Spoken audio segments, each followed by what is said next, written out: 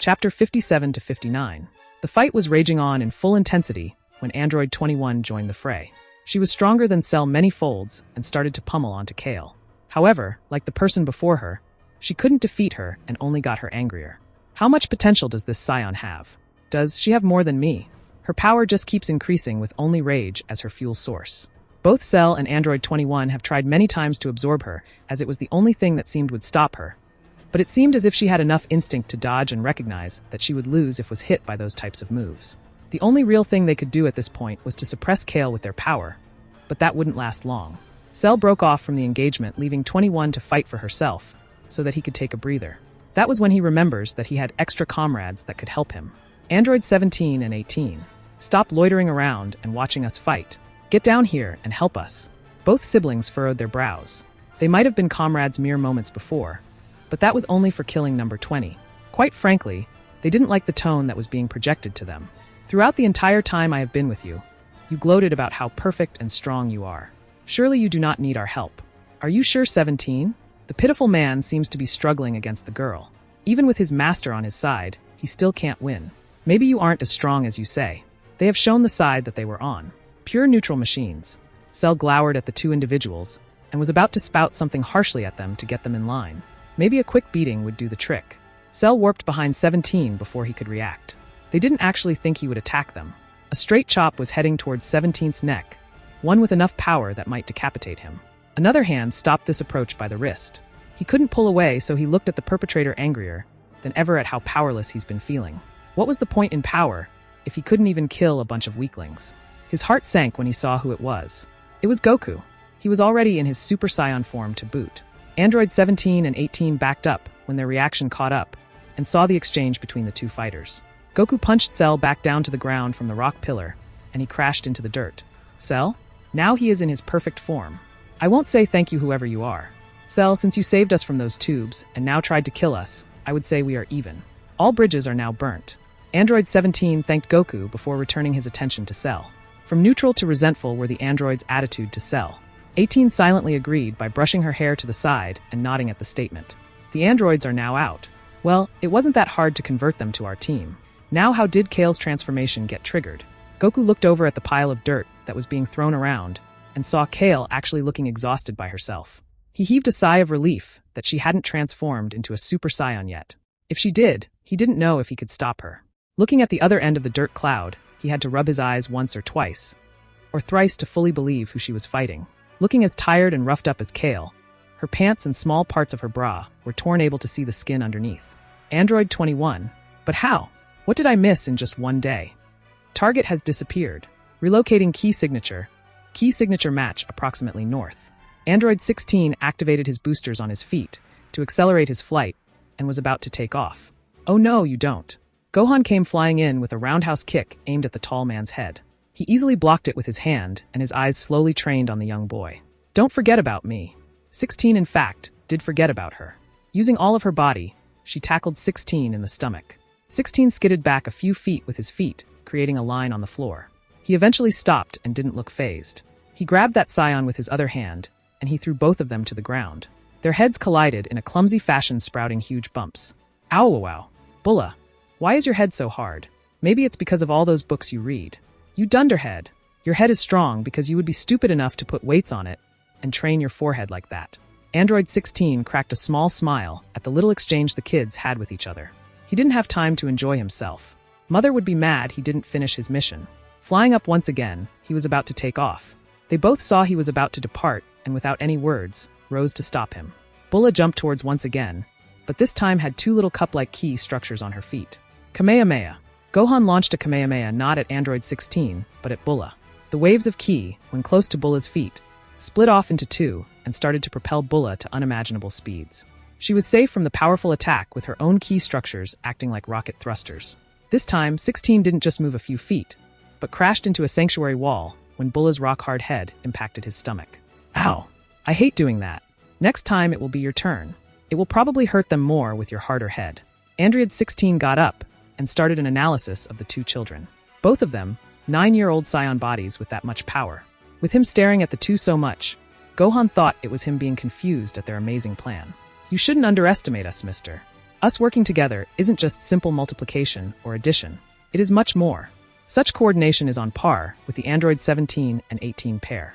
Coupled with their power at such a young age, they were a real threat. Maybe even more than Goku himself.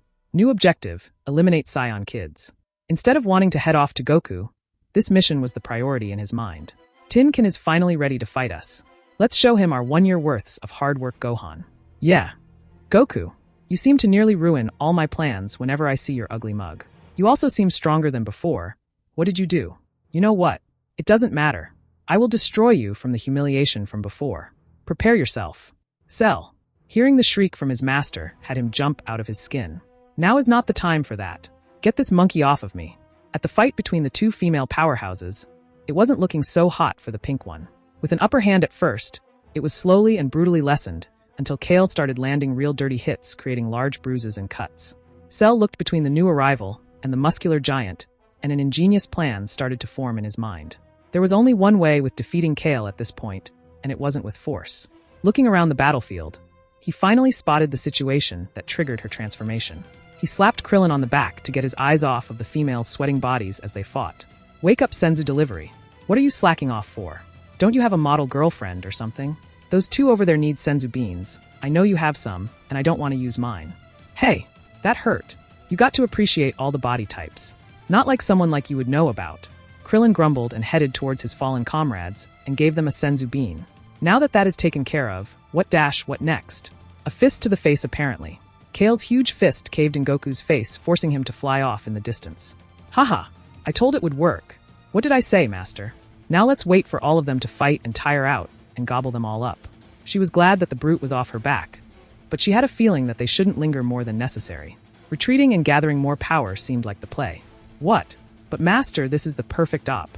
Shut up, Cell, and do what I say. Let's go.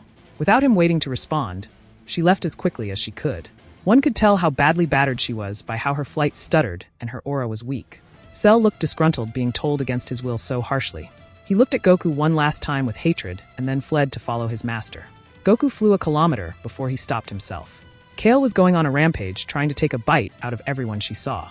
17, 18, Tien, and Yamcha were fighting her and stood no chance with how they were going down like flies. Sigh. Why do I have to do everything?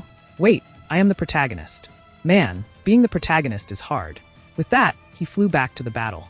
What everyone fails to understand, understandably, is that the way to defeat Kale is not to keep fighting her, but to placid her. He had a perfect way, but first, hey big, fat, and ugly, over here. He had to provoke her. What? Kale was eating them alive right now. He needed to distract her. And the mission was accomplished when Kale turned her head to look at the aggressor. Just in the nick of time too, because it looked like she was going to lodge her fist inside Tien's stomach. Ah! Such an obvious charge didn't make it any less deadly. Goku dodged and weaved around the mindless brute waiting for Krillin. Unlike the ones before him who tried to fight her, he put all of his focus on dodging. With his intensive training with spirit and ki, moving efficiently with no redundant movement was an afterthought. Here you go, eat up. Krillin force-fed the two down Scions, tossing the beans in their mouths. It didn't take long for them to wake up from their nap. Oh, what happened? Where am I? Caulifla woke up first with Vegeta close behind. The ground was still shaking from Kale, decimating the earth and rocks around her. These shakes woke the two from their groggy state and forced them to look over in that direction. Holy CR*P. Who is that? So muscular, and what is this key? Destructive and dangerous. A new enemy. No, wait. That is not a new enemy. Well, kinda. That is Kale. She turned all crazy and mad after you guys got your **CS handed to you. It didn't take long for them both to give Krillin a death stare that could rival Chi-Chi's. Sheesh, these Scions and their pride. By the way, Caulifla, Goku wanted me to tell you to help him out. I don't know how you can, but he said so. Me? Okay. Caulifla flew out to meet Goku while Vegeta was pondering in his head. Why not me? Your teamwork was impeccable, however. That is not enough. Gohan and Bulla were looking worse for wear. They have been going at it full force for minutes, but 16 didn't look tired at all. Well, makes sense since he is an android. We are not done yet. Both of them ran up, jumped, and both aimed an uppercut at each cheek. An easy enough counter, 16 thought. He put up his hands and tried to grab their small hands as they went up. When he felt the skin on his left hand, it felt right. All part of his calculations. But when he didn't feel the skin on his right hand, it caught him off guard a little. Off-balanced when the symmetrical attack didn't get blocked by the symmetrical counter. Gohan actually double-backed by releasing a small burst of ki from his hand, propelling him away. Using this momentum, he launched an incredibly high-speed kick on 16's hips to force him off balance. Once off his balance, Bulla used the grip 16 had on her hand like a monkey bar and flipped up towards him to kick him on the chin. This made 16 loosen his grip and stumble back. Gohan didn't lose his chance and made a ki rope, much like the one he uses for his tornado, and tied his feet together. 16 fell over with a big metal clunk. Doubling down, Bulla launched her own rope and tied his torso together, trapping his arms. 16, as usual, didn't have any emotions as this was taking place. Remaining in the fixed position, the rocket below his feet helped him stand up to face the two Scions, who were still holding out their hands to keep the ropes stabilized. The two of you have amazing teamwork, but there is one major flaw in all of it. You do not have enough firepower. There is no point in the ability to work together if you do not come out on top. Android 16 started to tense his appendages, straining the ropes restraining him. He started to stretch them, making Gohan and Bulla rapidly lose ki, just to hold on for another second. What does this guy eat for breakfast? Probably nails and stuff. With no milk. With no milk. No wonder. If you two are done joking around, let's end this. Behind 16 was another that they have all forgotten was on the lookout with him. Piccolo was up with no bruises or anything of the like as he was before. Next to him was Dend cowering behind him. He presumably healed him to help with the situation. Piccolo looked like he was nearly finished with his signature move, the Special Beam Cannon. 16 saw the spike in ki previously, but did not worry about it since Piccolo's power of before couldn't damage him too much. You probably think I am the same as before, you garbage can. Let me tell you, organic organisms, especially the ones of Namkians, isn't one to look down upon. Piccolo's ki shot up tenfold when the Special Beam Cannon was complete. Such a big miscalculation forced 16 to do a sweep in the vicinity to see the anomaly. What he noticed was that there were 4 ki signatures. Weren't there 5 before? If the kid's firepower is still lacking, let me be their replacement for now. Special Beam Cannon. The swirly beam of power dashed its way straight towards 16's stomach. It pierced right through, gutting the android, spilling metallic parts everywhere. Bulla and Gohan released their ropes and started to pant heavily. If 16 survived this, there is no way that they would win. Mission failed. We'll get him next time. 16's eyelids closed, and even his voice had the robotic shutdown effect. Only one thing would suffice as a celebration. Bump. The two gave each other a fist bump. A fist bump of victory. Kale, calm down, it's me, your friendly neighborhood Scion. Goku was still playing a dodging game with Kale that getting quite boring. Straightforward moves were easy to dodge and predict. Sensing another ki signature, and one who he was familiar with approaching him, he could finally put an end to her rampage. Over here, Caulifla. Goku stretched out his hands and let out a burst of ki. This ki wasn't strong but blanketed everything before him, pushing Kale back a little bit to give him some space. He did this just as Caulifla landed next to him to help him out in any way possible. Should I turn Super Saiyan like him? Would he be surprised? With 2 Super Saions, we could Cal dash. Her thoughts were interrupted when Kale lurched forward as angry as could be going towards Goku. Her tunnel vision didn't even register Caulifla there. Goku grabbed Caulifla off of her feet by hips and held her like an animal, shoving Caulifla in front of him. Her face stopped Kale's fist that was about to cave her in, mere inches away from death. Goku took a little peek from behind her, and the instant he did so, the other fist went past Caulifla to hit Goku. He hid behind his shield once more, and decided peeking wasn't such a great idea. It was as if punching Caulifla was virtually impossible, as Kale desperately tried to get past her and punch the guy behind her. Kale, calm down a bit and let's talk. Her voice resonated in Kale's mind a little bit, making her a little more sane, but it didn't go all the way. She kept swinging wildly. You wouldn't want to hurt this pretty face, would you? Goku capitalized on her crush on Caulifla and did a little jab. Everyone knew that Kale liked Caulifla, except for Caulifla herself, of course. Pest. Smile. Sell it. Caulifla rolled her eyes and forced a smile. This seemed to calm her more, and her movements started to get more sluggish. Now hit her with it, Caulifla. Finish her. Say you love her. What? Why would I say that? I like you. Just say it. Like you would a friend or sister or something. Caulifla was flustered that she had to do something like that to her longtime bestie. But she trusted Goku. Goku knows best after all. Here it goes. I love you, Kale. Super effective. Critical hit. Lightning struck Kale's mind, and her muscles started to shrink. Getting smaller and smaller, she ripped clothes that stretched didn't seem like they would fit her anymore. After reverting back to her old form, she started to walk as if she was dizzy until she fell down eating a fistful of dirt. Who knew this monster's weakness was an arrow from Cupid? Everyone did. Kale. Caulifla went up to the down Kale and picked her up. Checking her breathing, she was indeed still alive. She let out a small sigh of relief at the intense situation. Kakarot, we have to bring her back to check if she is okay. Sure, go to Bulma before me. I'll check the situation here. Caulifla nodded her head and flared her aura up and flew away. Such a crazy situation that no one knew what to do with making her nervous for Kale's well-being. Goku flew over to where the other Z-Fighters were to get an update on the situation. Vegeta already left when he saw Kale transforming back, while the androids were just off to the side, brushing the dirt that they accumulated during the short fight. Yeah, so this happened. After getting the information from Krillin, he really thought about the situation. It makes more sense that it was Android 21 was the culprit that matched the description. I should have known honestly. From the account of what Krillin got from Caulifla, the people were still alive and were being continuously robbed of their ki. That's probably what that machine was.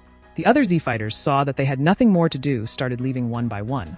Goku was also about to leave and check how the kids were, but the androids stopped them. Yeah, I feel way too slimy and grimy. Sure. Just go to Capsule Corp and tell them that Goku sent you. Bulma should have some good clothes. Thanks. With that, they dashed off to Capsule Corps headquarters. Such a weird and unusual encounter. Goku put 2 fingers on his forehead. When he felt the 2 kids as vibrant as ever, he smiled and wisped away. You 2 kids got more powerful than ever. Ah, Uncle Piccolo. Piccolo fell down on one knee, panting with sweat dripping down continuously. 2 ran up to him to see what was wrong. It's alright, I just fused with Kami. Using so much ki drained my body a bit. I'll be fine in a little bit. You were amazing, Uncle Piccolo. The way you dramatically started talking even though it was entirely unnecessary was amazing too. You dash. Yeah, you were like Namkians shouldn't be looked down upon. And stuff. It was super cool with the drool from your mouth. What? Piccolo put his hand where his mouth was, but he didn't feel anything. Just before he was about to explode, Goku popped out of nowhere. Sup? How's it going? The 2 kids instantly ran behind Goku for protection against the big bad wolf. Piccolo cooled his anger for now, but vowed to get those rascals at a later date. Whoa, you did a number on 16. Hey Piccolo, did you help?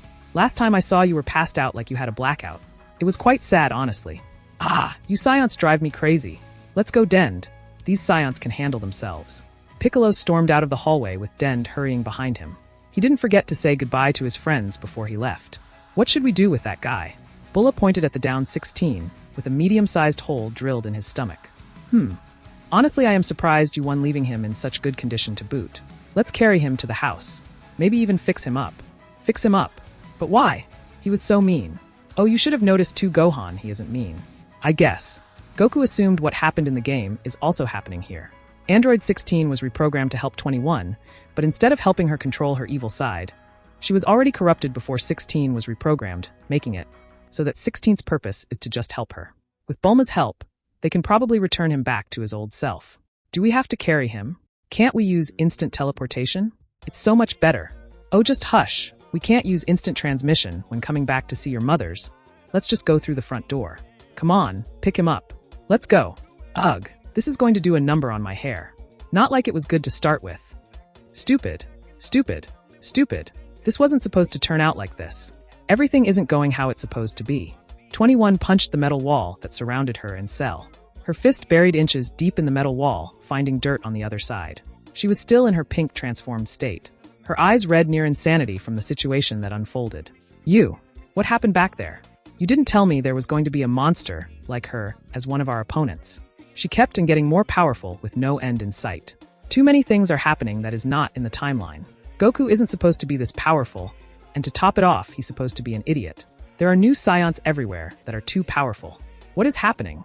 21 wasn't paying attention at all to the voice behind her, too engulfed in talking to herself crazily. He even has a harem swimming with babies. Maybe having more people equal higher competence and power. Dash. Hey! Cell was fed up with this crazy woman and her antics. He grabbed her shoulder to get her attention and assert his dominance. The millisecond that his finger touched her shoulder, she turned in Cell's direction and started to lift him up by the neck. He still had no chance against the overwhelming power that he once again felt since the first time he met her. He started to choke with no air, and his eyes turned red as he looked down at the girl. Don't you forget who is in charge here, Cell. Don't think that I didn't notice you looking a little too free from my chains during that fight back there. Maybe I have been too easy on you. 21 threw Cell on the wall of the lab where he crashed and created a small dent. He had an angry look on his face, but quickly had it disappear when 21 looked over in his direction. Let's stay here a while and recoup our strength. We will figure out a plan later. 21 started walking away to her bedroom while thinking to herself, stronger or not, I will have my way this time. Mark my words, Goku. Honeys, I am home. Goku burst through the door of the Capsule Corp building expecting a warm welcome. However, there was dead silence, bringing Goku's mood down a bit. Both of his kids were panting behind him. The lack of ki due to their fight plus carrying the giant hunk of man really got them tired out. We are down here. Bulma's voice echoed across the house, entering the ears of the new people. They navigated around the house before they entered the laboratory. In the middle, Kale was getting scanned with various machines hooked up to her. Bulma was reading something on the screen, while Caulifla was nervously biting her nails. The androids were also there for some reason. They were cleaned and had a new set of clothes each. Bulma lent some of her clothes to 18 and some of Goku's to 17. They would be lying to themselves if they said they weren't curious about Kale's special condition. Blending in the background, they didn't bother anyone and kept to themselves. How is it going? Her vitals seem to be stable. I don't know what you want me to look at here. She looks completely fine. Yeah, but what if she turns all big and scary again? My poor Kale. Caulifla insisted Bulma to keep looking. She rolled her eyes at the Scion's persistence and pretended to look busy looking at the same screen. She is okay, probably has a special composition as a Scion. We will look at the book later. But look at her sleeping peacefully, she is fine. Caulifla conceded defeat that Kale was fine. On another note, Bulma, I need you to fix this guy up, and maybe reprogram him as well. Revealing the kids holding 16 behind him. Bulma, who would usually look excited, sighed. What am I to you Scions? Always coming to me when you have problems. It's your fault, you are the smart one. True. Bulla, come and move Kale to another spot. Bulla went to where Kale was sleeping and with Caulifla following, went up to her room to lay her down. Gohan put 16 on the table to replace her and soon disappeared as well to play with Bulla. Whoa, reprogram him. He isn't an emotionless machine. You can't just do that. The androids were a little uncomfortable at the situation considering Bulma could technically do that to them as well if Goku wanted to. Don't worry, we are just restoring him back to his old self from what 21 already did. How do you know that? No, he is right. There is some advanced stuff mixed in with some old programming, like 2 different handwritings. Programming is not my forte, so it will take a while. 16 was pretty nice in the short time that they were together with him. You guys can stay here for a while if you want. We will still be going after 21 and Cell after 16 wakes up. I am going to decline for now and stay here with 16 to make sure your wife doesn't do any damage to him. Right, 18? You do what you want, 17. I, on the other hand, saw a hot tub on our way over here. I am going to hit up that for a while. Bulma, is it okay if I borrow some of your clothes and a towel? Sure. Goku, Chi-Chi went to her dad's house, so I'll be picking her up later tonight. We'll join you Caulifla in bed later. Bulma absent-mindedly said yes. 18 walked towards Goku, who was near the exit. Before she left, she winked at the blonde man and brushed her shoulder on his, and left the room.